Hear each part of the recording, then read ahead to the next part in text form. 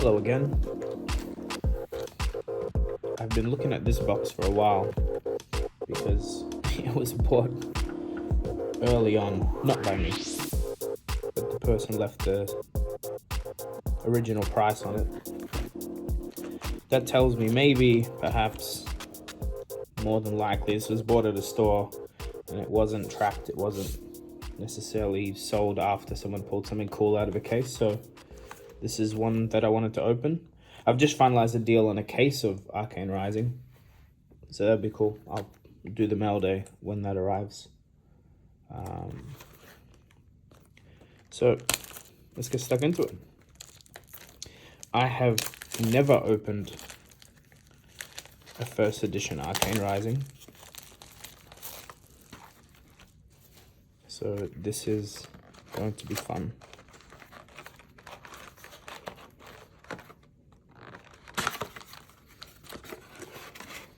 I've opened a little bit of Unlimited. I've bought some packs on Flesh and Blood Unseals, but this is my very first edition. And these packs are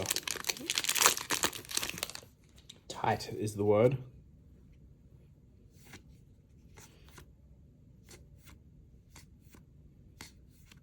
Okay. So they're the rares. Foil common.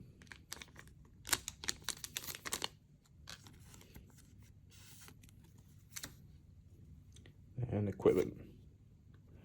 And I imagine many more commons.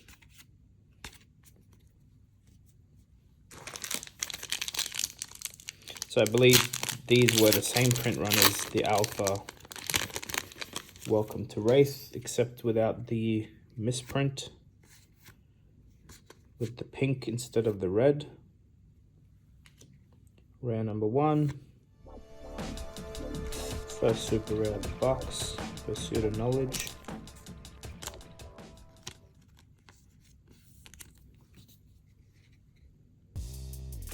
Rare foil.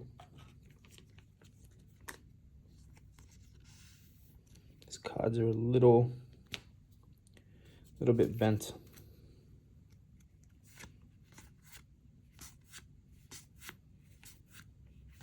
Probably stored with a little bit of heat or something in the room.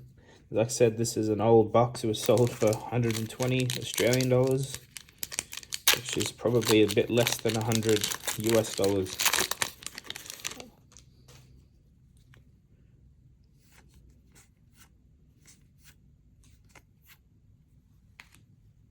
Enchanting Melody, Aether Spindle,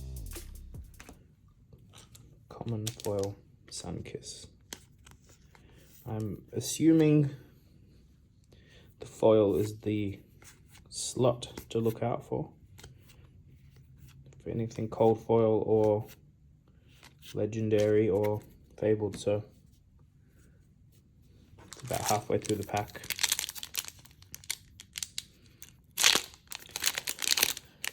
Couple of thoughts I've had, for those of you who care.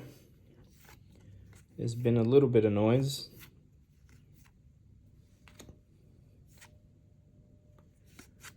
Oh, here we go. Cold foil common, bullseye braces, ranger equipment. Beautiful.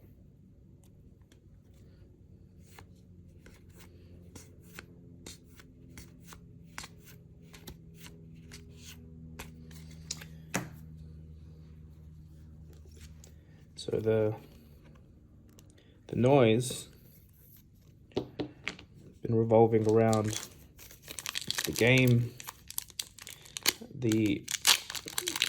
I'm gonna call it apparent failure of Tales of Aria, but in my opinion, there's no failure. It's too early to tell. Unlimited's not out yet. Foil rare, pour the mold. But obviously, pricing hasn't held. Singles are, there's 20-cent Majestics in that set, or whatever. Seems like there's a lot of supply still out there. Players love it. I think it's draftable, but then again, players haven't had to wait for the unlimited set to come out, which is due in a couple of weeks, I think, from the filming of this video. So there's noise from the collector investor end with values being crap. You know, Monarch itself, we've discussed before, not the most profitable endeavor. It went up high, it crashed. Doesn't look like it's going up anytime soon. I myself have a lot of stock of that. I think it will go up. It's just a matter of time before they'll stop printing the unlimited, especially if there's a lot of stock available. Here's my point. Seems like there's like one fix. I'm not going to call it an easy fix, but I think if people focused on the one thing, the noise that this creates is usually internal, meaning people are arguing in the community, in and amongst themselves. A lot of unsolicited advice towards LSS, something I've discussed before. I have a bit of a problem with. You know, if they make the game, doesn't mean you can't give them advice or your opinion, but like, they made the game that you love. I think your opinion is relevant, but like, if you really disagree with what they're doing, super rare maximum velocity. If you really disagree with what they're doing, you should speak with your wallet and maybe don't buy the game. If you have such a strong opinion about how badly they've handled something. Now, of course, you'll argue if you love the game, you should voice their opinion. It's coming from a place of you loving the game. But, you know, I doubt most people giving their opinion have run a business, let alone run a business the size of LSS, let alone run a business the nature, like the type of business this is, which is printing and distribution. That's a very logistic heavy business. It's not easy to run. It's not easy with COVID. It's not easy with the shipping issues you had during COVID. Look, there's one thing that fixes all of this, and it's not focusing internally, and it's most certainly not tagging LSS or private messaging James White about what he should do about first edition and unlimited. The business model clearly works. That's why you're here. The Fourth Lightning, super rare. The game is clearly good. That's why you're here. The cards clearly have value. That's why you're here. They're doing fine. What's not doing fine, possibly more than likely, is maybe the player interest is waned. Maybe the player interest has slowed down. Maybe it's fizzled. Also, usually there's a spending pause in retail and etc. If you have been in that space, just running a business, owning a business, depending on what you do, things that are non-essential just before Christmas tend to there's like a lull before the holiday season. So back to people are focused internally, arguing amongst themselves, content creators arguing. Simple solution, the thing that everyone should be taking action to do is just recruiting more people. If all you did was introduce a new player, everyone that played the game, everyone that invests in the game, simply just recruited one person, got them interested in playing or collecting or investing. All you did was hand out some homemade blitz specs to your friends who don't play the game. Over time, that's all the game needs. I cannot there is not a single problem. You might think the game is foil super rare. Ninth Blade of the Blood Oath. First hit, I guess, of the box since the cold foil. If you're a player concerned about the health of the game, which I don't think there's many of. I think the callings, right now, the attendance is high. The meta seems interesting. All that. Still, more players equals more competition, more eyes on you as a player, especially if you're competitive, more networking, socializing at your local store with more players. It's just good for the player base anyway, if there were more players. And the obvious and the same goes for collectors, investors, more players, more pockets, especially every time a new player joins. You know, they're not starting, if you started collecting, you started investing earlier than today, a new player that enters today, you're technically at an advantage. You probably have a better position in the market. You probably have more chance of making profit. But still, what you want is new people jumping in. And you should be a part of that. If you buy shares, I'm not an expert on that whatsoever, but the logic with shares is try and invest in companies that Majestic hit, Arcane Ascendancy, Viscerai Specialization. So you buy shares, the logic that you're told is try and buy shares in companies that, or invest long-term in companies that you consume. Warren Buffett and Coca-Cola is a good example. The guy loves his Coca-Cola. He drinks it at all his shareholder meetings. He bought in early because he consumes the product. It makes sense. If you're an investor, you want more people consuming the product. Talk to people. Don't worry about people that are already investing in Flesh and Blood. Don't worry about the people that already play Flesh and Blood. If that's all you ever interact with, all your focus is that, if you don't have a single interest in recruiting or evangelizing, or for content creators specifically, if you're not creating content that is extremely friendly to the new people that haven't joined the game yet, encouraging them to join. Give you a very simple investor example.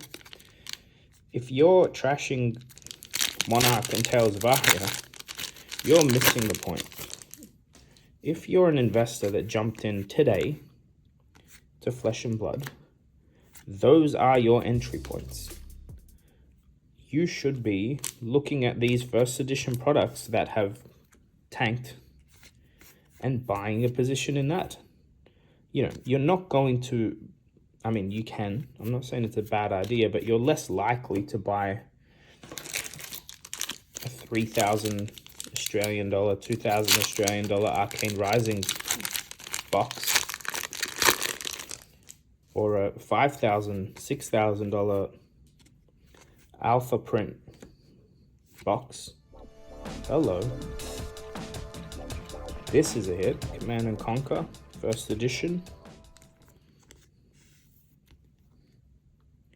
You're more likely, if you enter the market now,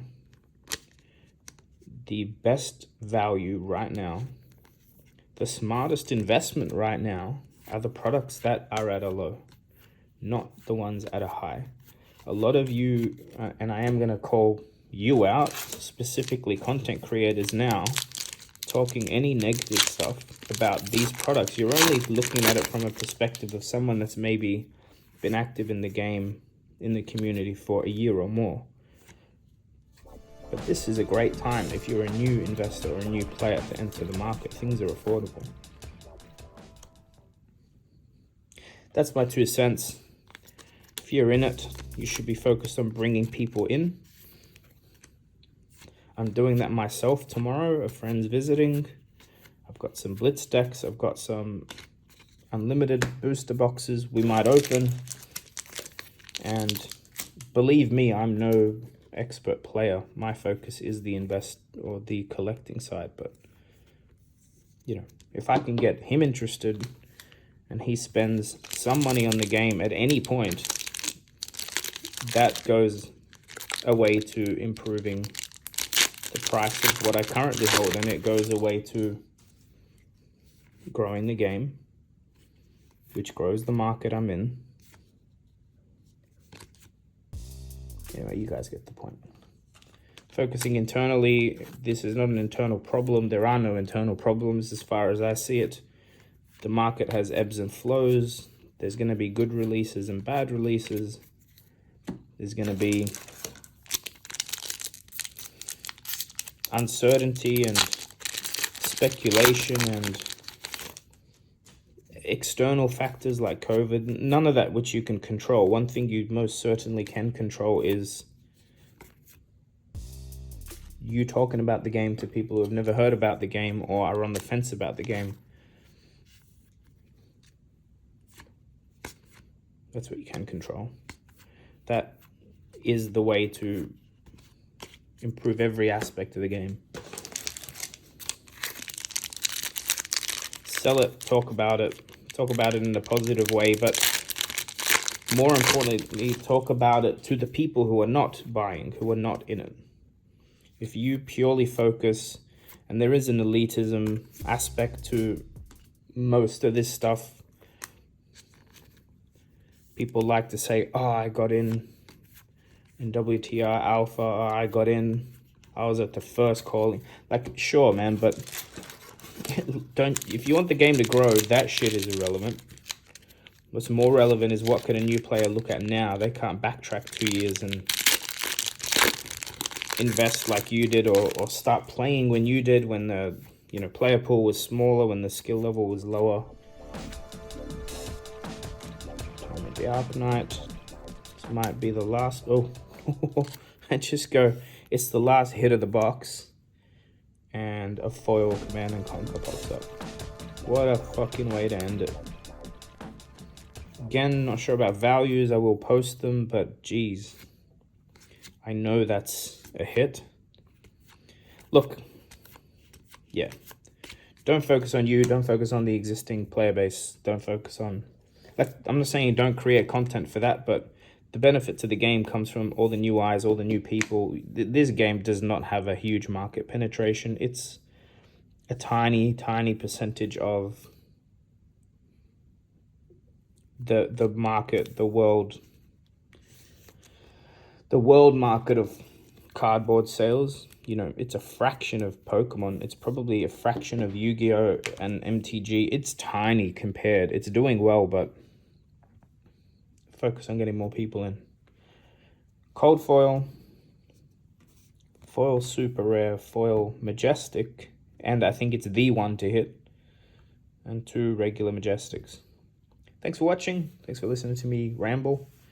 Let me know what you think below. And subscribe. We're closer to 1,000 subs than we were before. That giveaway is a box of Arcane Rising First Edition that you will get open on camera, and then I'll ship to you wherever you are in the world. Talk soon.